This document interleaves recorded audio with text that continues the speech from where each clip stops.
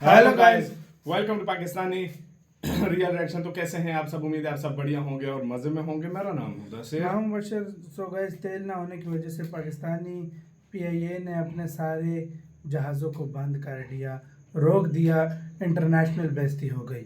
भाई साहब, एक दिन नहीं है ऐसा जिस दिन कोई हमने खुशी की खबर नहीं सुनी यार। मतलब आज पाकिस्तान ने कुछ तरक्की की हमने है, कोई खुशी की खबर पाकिस्तान नहीं ने कुछ सुनी। किया है। हम डेली लगभग ये साल हो गया हमारा डेली कुछ ना कुछ बकवास जिधर थोड़ी बहुत उम्मीद होती थी क्रिकेट पे, आजकल उस पे भी स्याह बादल जो है ना मंडला रहे हैं। तो बिना किसी देरी के देखते हैं भाई हुआ पूरा सीन क्या है। ये को यार प्राइवेट करो अगर नहीं चलती तो।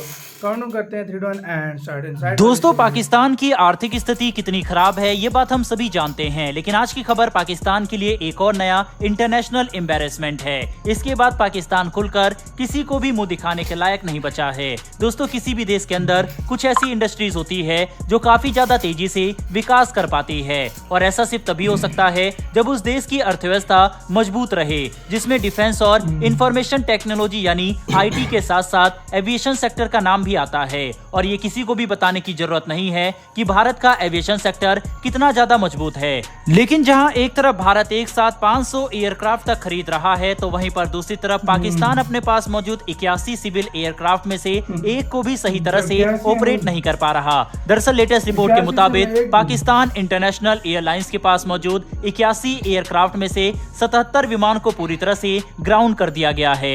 मतलब ये विमान अब बिल्कुल भी उड़ान नहीं भर सकते, और ऐसा अनिश्चित काल के लिए किया गया है। दोस्तों, इस कदम के पीछे की वजह यह है कि पाकिस्तान इंटरनेशनल एयरलाइन के पास आने वाली गैस की सप्लाई बंद कर दी गई है। मतलब एविएशन फ्यूल जिसके दम पर कोई भी विमान उड़ान भरता है, अब पाकिस्तान की सरकारी एयरलाइन कंपनी के पास इतना पैसा ही नहीं है कि वह अपने एयरक्राफ्ट में तेल भी भर सके, जो कि साफ तौर पर बताता है कि पाकिस्तान की आर्थिक स्थिति कितनी ज्यादा खराब हो चुकी है। पाकिस्तान स्टेट ऑयल कंपनी को पिछले काफी लंबे समय से एविएशन फ्यूल के लिए कोई भी पेमेंट नहीं मिली, जिसकी वजह से उन्होंने उसकी सप्लाई सस्पेंड कर दी है।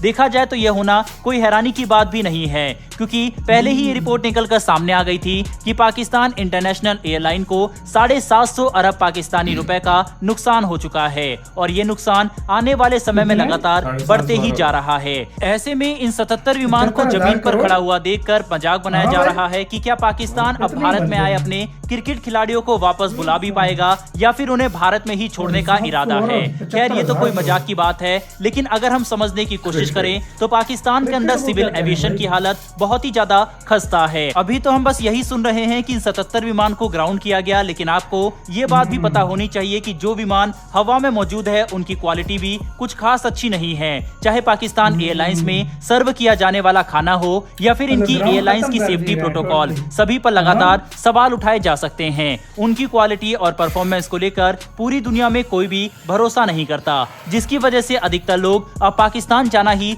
बंद कर चुके हैं। ये बात भी काफी हंसने वाली है कि ये वही पाकिस्तान है जो कभी भारत के साथ युद्ध लड़के कश्मीर हासिल करने के बयान दिया करता था।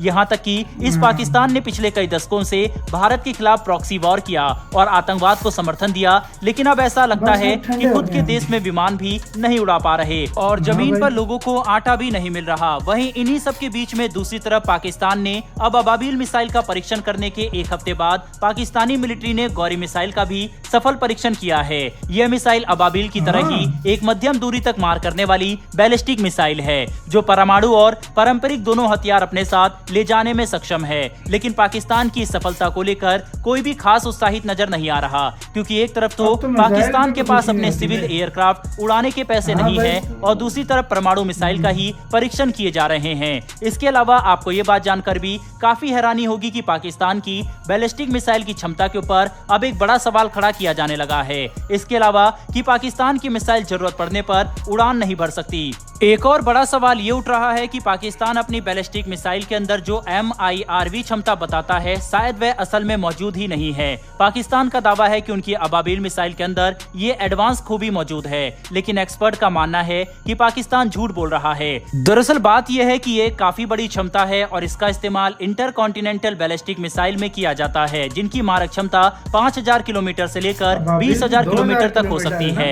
इसीलिए क्योंकि इन मिसाइल का टारगेट काफी बड़ा होता है। और उनके अंदर एक ही मिसाइल के जरिए काफी अलग अलग टारगेट को तबाह करने की क्षमता होनी जरूरी है।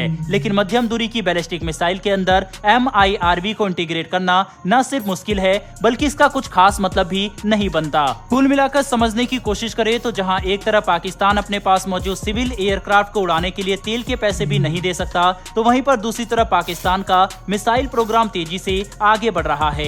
लेकिन एक्सपर्ट अब पाकिस्तान की मिसाइल क्षमता के ऊपर संदेह करना शुरू कर चुके हैं और वह समय दूर नहीं जब हमें असलियत का पता चलेगा।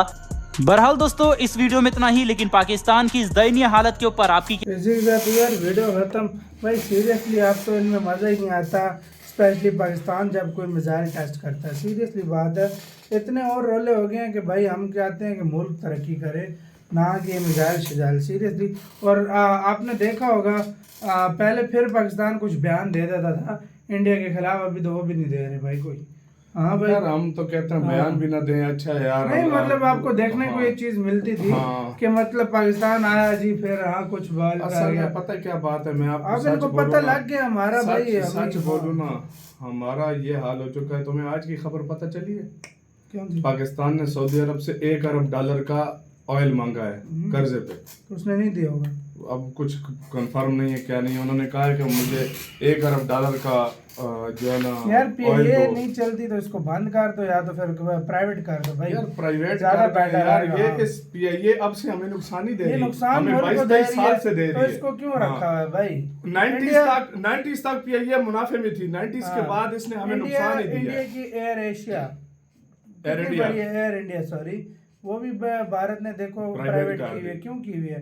नुकसान जो चीज दे उसको दूर कर दो, ज्यादा बेहतर होता है। प्राइवेट कर दो। तब भी देखो यार वो कहाँ पे इंडिया तरक्की क्यों कर रहा है? वो अपनी जिस चीज में नुकसान होता है वो हटा देता है। नुकसान देखो, गवर्नमेंट को नुकसान, देश को नुकसान होता है भाई सारा कुछ। तो फिर आप खुद वही देखो, वो सब्सिडीज देनी पड़ती है सब कुछ। अच्छा तुम्हें पता है एक हमारे पाकिस्तानी लोग क्यों करते हैं, हम क्यों नुकसान में, ये क्यों नुकसान में जाती है?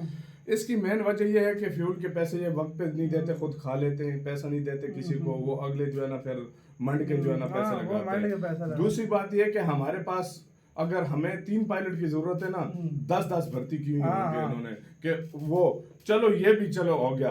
अच्छा जिस जगह पे 2000 बंदों की गुंजाइश है ना, 5000 तो इन्होंने 5000 की होते हैं। ये पैसे तनख्वाहें उधर से पहुंचे लगाने वाले 10 पहुंचे वाले तो एक्स्ट्रा रखे भाई होते हैं वो कितने फिर और पता नहीं कितने पायलट रखे हुए हैं। तो भाई मेरा एक दोस्त है वो होता है दुबई में, वो एयरपोर्ट पे होता है, मतलब वो बैग शेक जो सामान नहीं आता, वो जो मजदूर लोग होते हैं उनको कैरी करके, कोई लोग अपना सामान नहीं उठा सकता तो वो हायर करते हैं सारा कुछ। आप बिलीव नहीं करोगे, वो कहता है कि उधर चाय देने वाला, पानी शानी देने वाला, ऑफिस बॉय जो होता है वो उनका एक होता है। इधर मैंने अपनी आंखों से देखे हैं, हर जगह पे हर ऑफिस में अलग अलग बंदे पे ये चीज ये सिस्टम है इधर यार। क्या होगा यार हमें एक दिन नहीं आया जो हमें कोई खुशी की खबर मिली हो कि हाँ यार हम जो है ना ये खुश हुए हैं आज हम यार। अपना बहुत ज्यादा ख्याल रखिएगा तो यार।